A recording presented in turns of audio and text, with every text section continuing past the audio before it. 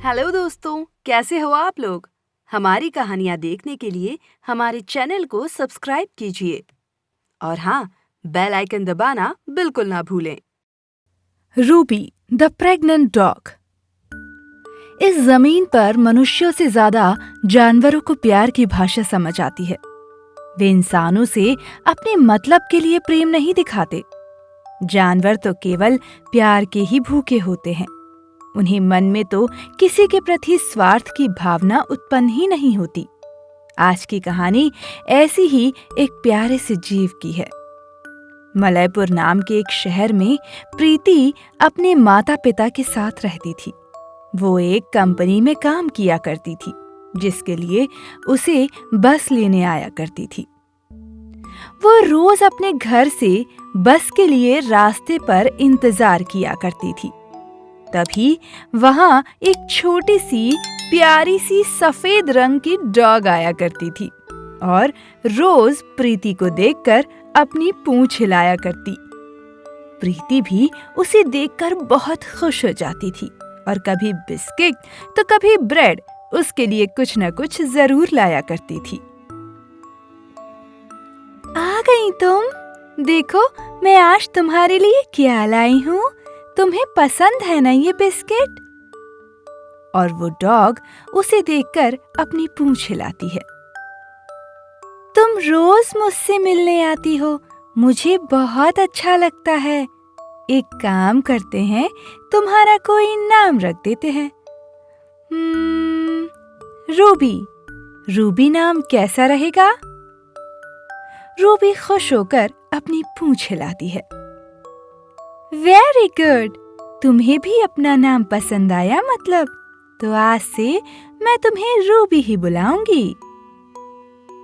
प्रीति जिस बस में जाती थी, उसका ड्राइवर बहुत बुरे तरीके से बस चलाया करता था, जिसकी वजह से सारे ऑफिस स्टाफ को बहुत तकलीफ हुआ करती थी। एक बार प्रीति रोड पर अपनी बस का इंतजार कर रही थी।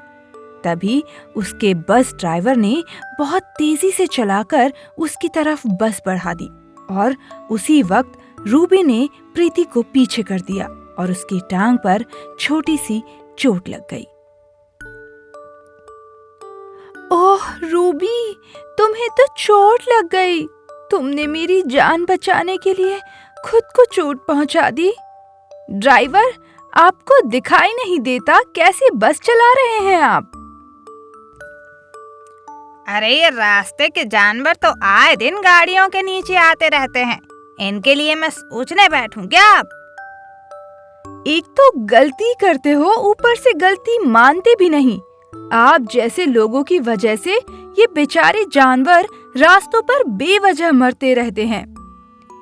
इतनी चिंता है इसकी तो खुद के घर ले जाकर रखो, हमसे बहस मत करो।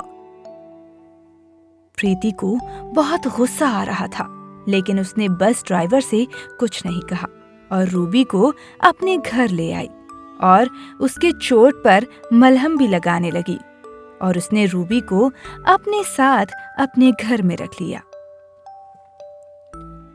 प्रीति रूबी का बहुत ख्याल रखने लगी और दोनों दिन भर खेलते। रूबी भी प्रीति का बहुत ध्यान रखती। उसके ऑफिस के आने का इंतजार करती बाहर, उसका ऑफिस बैग उठाती और उसके आगे पीछे घूमती रहती थी। एक दिन प्रीति ऑफिस बस में बैठी थी और बाकी ऑफिस के लोग भी आपस में बात कर रहे थे, पर उनका बस ड्राइवर बहुत तेज गाड़ी चलाता था, कभी रोड पर अच्छे से देखता ही नहीं था, जिसके कारण सब लोगों को बस में बहुत तकलीफ होती थी। सब लोग गिरते पड़ते रहते थे। अरे ड्राइवर अंकल, आप इतनी तेज गाड़ी मत चलाइए, हम सबको परेशानी हो रही है। चुप करो तुम सब, मुझे क्या करना है मुझे बहुत अच्छे से मालूम है। ड्राइवर अंकल, आपके ऐसे चलाने से बहुत सारे जानवर मर जाते हैं। हाँ, आपने बस अच्छे से नहीं चलाई तो हम आपकी शिकायत बॉस से कर देंगे। मैं किसी से नहीं डरता, बड़े आए मुझे डराने वाले। ड्राइवर ने स्टाफ की एक ना सुनी और प्रीति ने ड्राइवर की शिकायत ऑफिस के बॉस से कर दी। शामू, प्रीति ने तुम्हारी शिकायत लगाई है। तुम्हारी वजह से ऑफिस के सभी लोगों को बहुत तकलीफ होती है और तुमने प्रीति की कुतिया रूबी को भी टक्कर मार दी थी। अगर दोबारा ऐसा हुआ तो तुम्हें नौकरी से निकाल देंगे, समझे? जी साहब। शामू खुद से बोलते हुए। इसकी इतनी हिम्मत, मेरे खिलाफ शिकायत करेगी। अब देख मैं तेरी रूबी का क्या हल करता हूँ। उस दिन प्रीति घर आते हुए कहती है, रूबी देखो मैं आ गई। प्रीति, अब रूबी गर्भवती है। कुछ ही समय में उसके प्यारे से बच्चे भी आ जाएंगे। फिर तुम सब साथ में खूब खेलना। अब सुनो, मैं बाजार जा रही हूँ। रूबी, तुम प्रीति का ख्याल रखना। और रूबी हाँ में सर हिला देती है।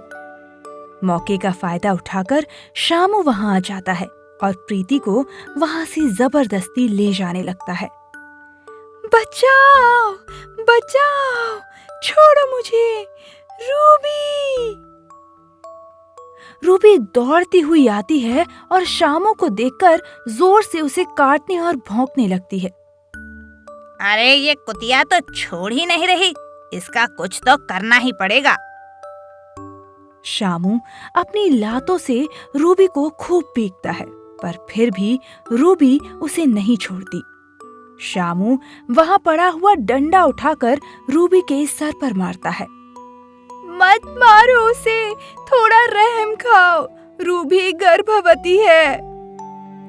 इतने में प्रीति की माँ और कुछ पास वाले वहां आ जाते हैं और शामू को पकड़कर बहुत पीटते हैं। प्रीति रोते हुए कहती है, देखो ना माँ, कितना मारा है हमारी रूबी को। इसने तुम्हें बचाने के लिए अपने बच्चों की भी परवाह नहीं की। और एक इंसान इन जानवरों के साथ कैसा सलूक करता है, शर्म आनी चाहिए। रूबी की हालत बहुत खराब हो गई। उसे जल्दी से जानवरों के डॉक्टर के पास ले गए, पर वे भी उसे बचा नहीं पाए। प्रीति और उसकी माँ रूबी के जाने से बहुत ज्यादा दुखी हुए और उसके साथ बिताए हुए सारे पल उन्हें याद आने लगे। बेचारे जानवर सिर्फ प्यार देना जानते हैं। उन्हें थोड़ा सा प्यार कर दो तो वे अपनी जान की बाजी तक लगा देते हैं और हम इंसान उन्हें हमेशा परेशान करते रहते हैं। अगर उन्हें प्यार नहीं कर सकते तो उन्हें तकलीफ ना पहुंचाएं। वे किसी से कुछ कह नहीं सकते, किंतु उनको भी तकलीफ होती है। सावधानी से गाड़ी चलाएं और जानवरों की रक्षा करें और इस संदेश को ज्यादा से ज्यादा लोगों तक पहुंचाएं।